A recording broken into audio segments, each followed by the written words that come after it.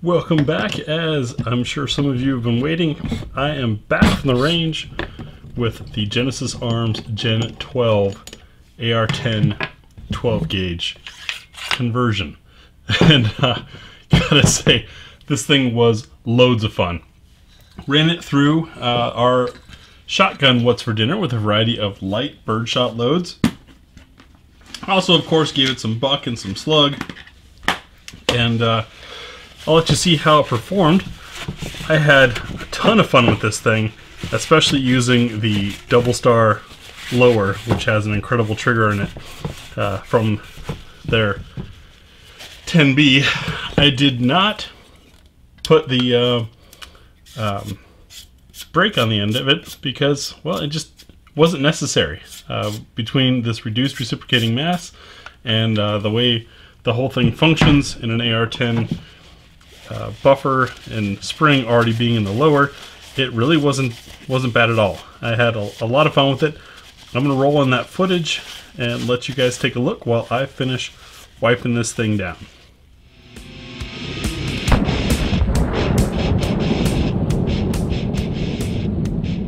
So one of the great things about 12 gauge is the incredible range of loads available.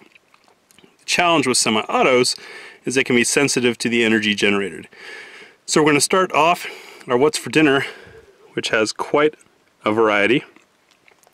We're going to go heavy to light to give the gun the best benefit of the doubt. We got some multi-defense, which is a slug and some buck mix, 1300 feet per second from Herders. I'll let you guys read. You can pause and go back if you want, but you can see we're going step by step, lower energy, and as I discussed in the tabletop, also different plastic designs on the holes, which may affect reliability. Heaviest, this might hurt, is the Herders Select Defense, 1300 feet per second. It's got one almost 2/3 inch round ball followed by 6 #1 buck, 2 and 3/4 inch shell. Let's see how it runs. Violently, but it works. And now the hottest of the birdshot we could find, birdshot always being a challenge for semi-autos, this is from Browning, 1200 feet per second, ounce and an eighth, 7.5 shot. Also has the slick, smooth, thicker plastic hull. See if that gives it any issue.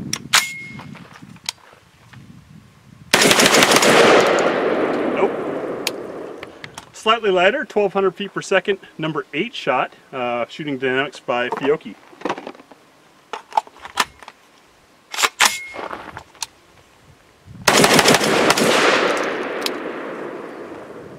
Even softer, Winchester white box, always a question.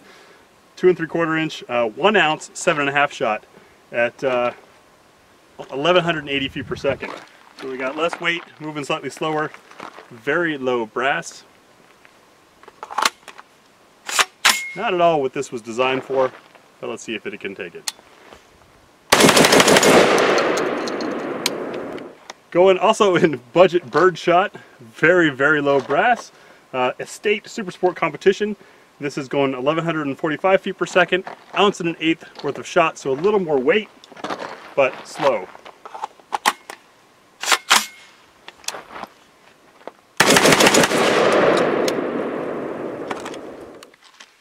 Now Herders Select Grade, as in select discount value, 1060 feet per second.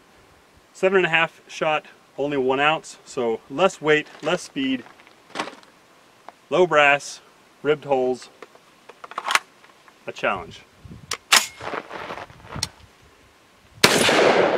Oh, we might have found something we didn't like. Yep. This is just too gentle for the gun.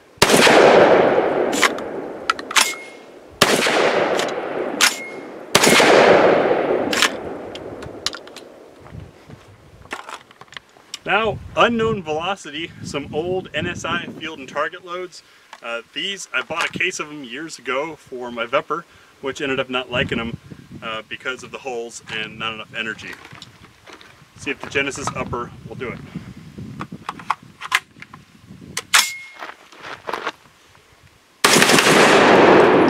Almost. That looks magazine induced.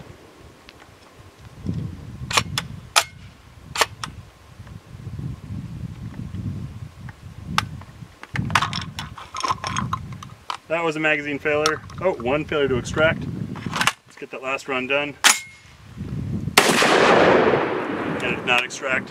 These are a softer brass, if you will, and seems like the extractor just slips off them.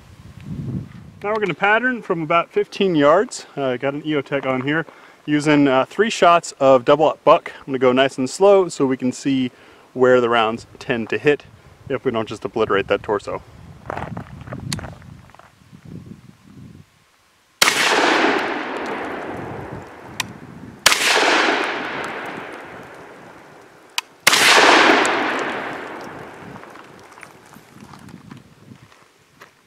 All right, out on another day to do slug grouping with this thing. What you're looking at is a 25-yard target that used to walk it over and get things pretty much lined up and slightly low.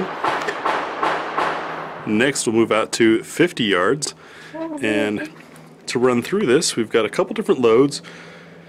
The Extreme Slug, which is copper plated from Freedom Munitions, Royal Star low recoil load, a Herder's load, of course Wolf because it's the affordable option.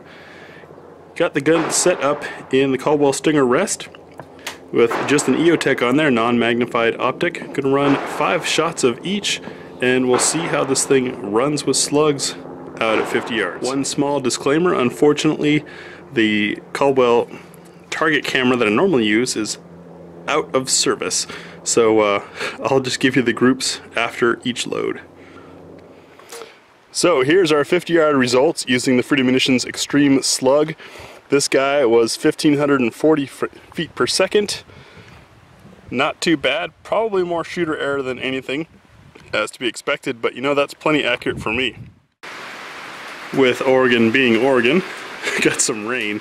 So the next group was this Wolf with performance guarantee, because there's no state of velocity, so no matter how it performs, at least it's performing, right?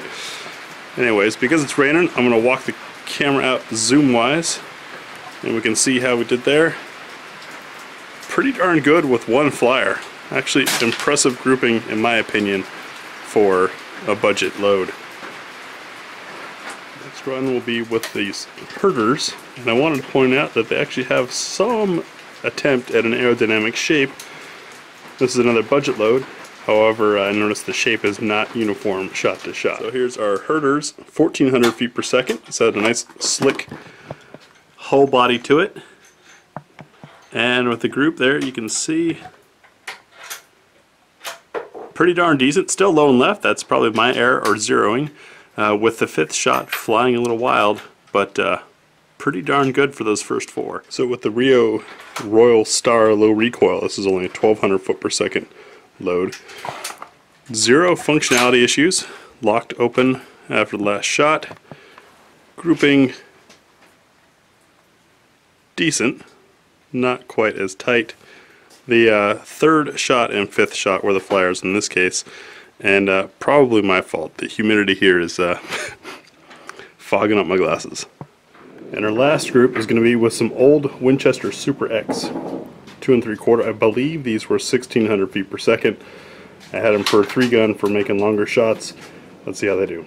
And that's the grouping with those. I do believe those were the 1,650 foot per second ounce and an 1/8 fast and heavy loads that I had for 3-gun years back, and they'd just been sitting unused, and I remembered why. Insane recoil, but grouped about the same. You can tell obviously the 0 was set a little low and left because we got that with all the groups, and everything landing within about 3 inches or so, which is plenty devastating when you're throwing a 1/2 inch wide piece of lead. So what did you think?